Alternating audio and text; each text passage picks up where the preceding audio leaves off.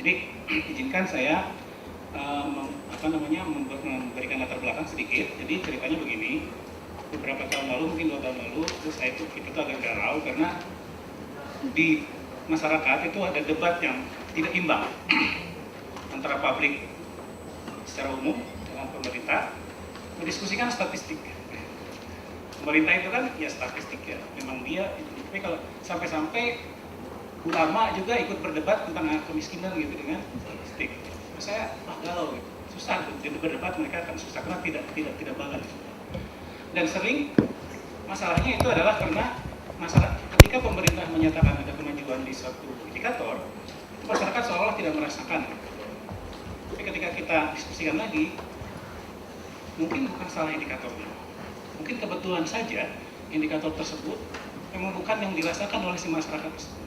Contoh misalkan, dan itu terbukti karena umumnya indikator-indikator yang sering dikeluarkan di masyarakat itu terkena kutukan rata-rata ya, apa namanya itu, the average, curse of the average ya misalnya. Jadi yang dilihat average-nya saja, tapi tidak dikompos atau disegregasi berdasarkan kelompok-kelompok tertentu masyarakat. Contoh misalkan ketika kita bilang indikator pendidikan itu meningkat, bagus.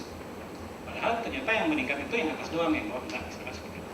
Jadi yang sementara yang bawah, yang median itu nggak ngerasa, jadi wajar gitu. Cuman masalahnya tidak bisa gitu masyarakat itu memberikan tandingan gitu.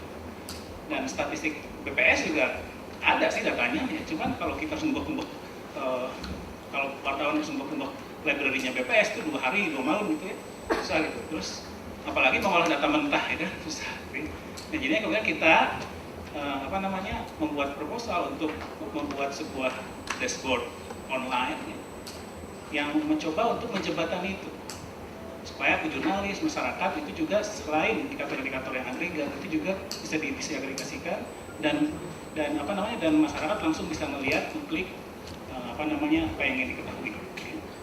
Membantu memfasilitasi debat publik. Jadi setelah beberapa bulan, kemudian kita kebetulan saya di Gasri itu ada grant, kita mengusulkan itu dan alhamdulillah kita mendapat grant karena itu memerlukan anggaran yang cukup besar.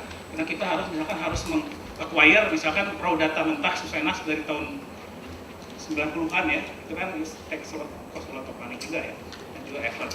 Jadi kita selama hampir 6 bulan kita mengolah data itu, kemudian setelah itu kemudian kita berhasil ya. Alhamdulillah bisa meluncurkan website atau dashboard online namanya keberpihakan.org. Keberpihakan.org itu kita ada indikator dari 4 kategori: kemiskinan, ketimpangan, pendidikan, kemiskinan, ketimpangan, kerjaan, pendidikan, kesehatan. Tetapi indikator tersebut bisa di breakdown berdasarkan kelompok pendapatan masyarakat, misalnya 20% terendah, menengah, tinggi gitu ya. Terus selain itu juga kita selain memfasilitasi juga kita memberikan highlight. Jadi kalau ada perkembangan sosial ekonomi di masyarakat yang misalkan membuat publik itu tertarik untuk ikut dalam debat publik, maka kita coba tangkap itu, kemudian kita akan ambil dari database, kemudian kita highlight dan kita tulis artikelnya. Contoh misalkan untuk kesehatan, misalkan dari sini kita lihat meningkat gitu ya semua di Indonesia. Cuman yang lain meningkat juga di kuartal 20%, dari 20% termiskin meningkat, 30% terkaya meningkat. Tetapi kalau kita lihat gap-nya misalkan ya, gap-nya meningkat juga. Jadi ada kesenjangan. Nah itu bisa dilihat dari situ, terus kita tulis juga. Misalkan contohnya, kita lihat, jadi ada ulasan lah sedikit ya, yang bisa dibaca. Terus selain itu juga ada detail juga, misalkan mau indikator yang lain untuk pendidikan misalkan. Untuk pendidikan itu misalkan untuk angka lama sekolah ya. Selain ada rata-rata lama sekolah Indonesia gitu, kita juga ada rata-rata lama sekolah berdasarkan 20% terkaya, 20% termiskin.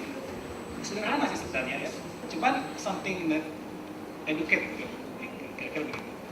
Dan ini masih dalam perkembangan, jadi masih akan ada tambahan-tambahan sampai nanti jauh supaya lebih baik. Jadi mohon input ya, dan lain-lain. Mudah-mudahan di sumbangan kami ya untuk memfasilitasi debat publik dalam konteks ini dapat lebih akan pembangunan.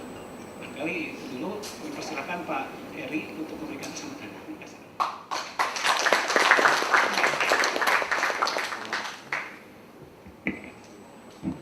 Assalamualaikum warahmatullahi wabarakatuh.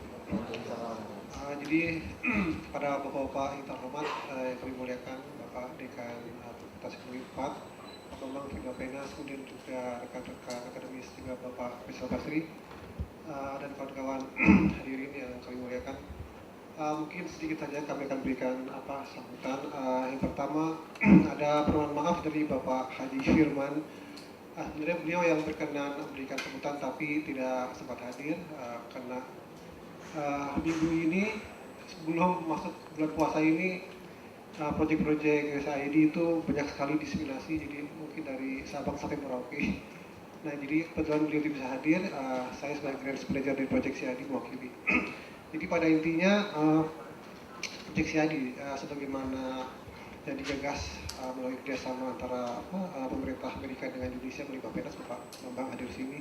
Memang fokus selama kita adalah untuk melakukan pengembangan atas kajian-kajian ekonomi di Indonesia, yang mana pada akhirnya kita ingin setiap policy yang dikembangkan nanti secepat mungkin mengarah pada pro-growth, pro-job dan pro-poor. Jadi kita ingin selalu ada pertumbuhan, tapi juga kita ingin selalu ada usaha pengentasan kemiskinan. Kita juga ingin selalu ada dibarengi dengan pengurangan pengangguran. Jadi 3 aspek yang memang jadi visi ideal kita. Nah, kebetulan dari grants program yang kita tangani, jadi pada dasarnya CID punya 2 program besar, technical assistance dan grants program. Nah, yang kita hadapi sekarang ini adalah bagian dari grants program yang diprakarsai oleh UNPAD dari CDS. Kita memberikan sekitar 30 grants, beberapa grants diantaranya untuk kampus-kampus besar, dan kami menilai grants dari UNPAD ini salah satu yang sangat menarik dan inovatif, karena tadi sudah sampaikan mungkin oleh Pak Arief bahwa mungkin di Indonesia kita perlu sedikit penyeimbangan informasi. Di satu sisi kita tidak bisa meninggalkan informasi resmi dari pemerintah, tapi kalau bisa masyarakat juga punya akses terhadap olahan informasi ekonomi yang mudah dicerna dan mungkin ada sedikit perbandingan analisa yang berbeda. Mungkin kalau kita bandingkan di luar negeri itu sudah lazim ya mereka punya shadowstatistic.org. Jadi semacam tidak harus dari lembaga oposisi resmi, tapi masyarakat bisa mengembangkan shadowstatistic.org. Jadi website yang mana memberikan kajian analisa ekonomi dari sisi lain selain dari pemerintah gitu. Jadi saya pikir ini bermanfaat. Kita tidak harus istilahnya menentang, kita bukan menentang satu suara resmi pemerintah, tapi juga lebih baik kalau masyarakat punya gambaran lain. Mungkin sedikit saja yang saya bisa berikan gambaran di sini. Kalau kita lihat mungkin sementara masih basic economic analysis Pak ya. Nanti mungkin bisa berkembang seperti misalnya bagaimana akses terhadap listrik semacam gitu kan. Jadi kalau kita pertanyaan kenapa PLN sampai sekarang harus mensubsidi. Kemarin saya berdebat di proyek MJC itu. Kalau kita pikir kenapa PLN harus subsidi sebagian besar, karena di daerah Pak, village itu pedesaan, income level mereka sangat rendah. Economic price PLN itu sudah dibuktikan para konsultan, baik ahli sampai lokal, itu Rp1.000 per kilowatt hour. Itu kalau diterjemahkan nanti per bulan, itu pemakaian minimal seperti Rp50.000 sampai Rp100.000. Nah, penghasilan di desa-desa itu, remote area itu di bawah 1 juta. Ya kan? Nah, pertanyaan kita, kenapa 30 tahun mungkin tadi katakan Indonesia merdeka, 50 tahun Indonesia merdeka sampai reformasi? Berapa pernah kita mengukur peningkatan income level di masyarakat pedesaan? Ya kan? Kita berbicara GDP meningkat, ini meningkat, tapi income level berapa sebenarnya realnya? Secara logika teknologi, pada saat teknologi semakin efisien, masyarakat harus mampu menjangkau. Seperti ponsel, kan, di televisi. Tapi kenapa listrik tidak? Padahal sudah semakin efisien. Karena income level di pedesaan itu nggak bisa berkembang Pak gitu. Kemarin saya berdebat dengan orang MCC itu, Anda mau kucurkan dana triliun silakan aja. Kalau Anda nggak bisa meningkatkan income level di masyarakat pedesaan, nonsense. Teknologi boleh lebih efisien, lebih murah, tapi masyarakat pedesaan tetap nggak bisa bayar. Economic price PLN itu 1.100 rupiah per kilowatt. Jadi saya pikir ini contoh yang sangat menarik dan bisa dikembangkan nanti kepada sektor-sektor berikutnya. Mungkin sedikit saja, jadi catatan dari kami, mudah-mudahan hari ini kita semua bisa melihat kajian lebih dalam dari tim panelis. Wabillahi taufiq wal hidayah. Assalamualaikum warahmatullahi wabarakatuh.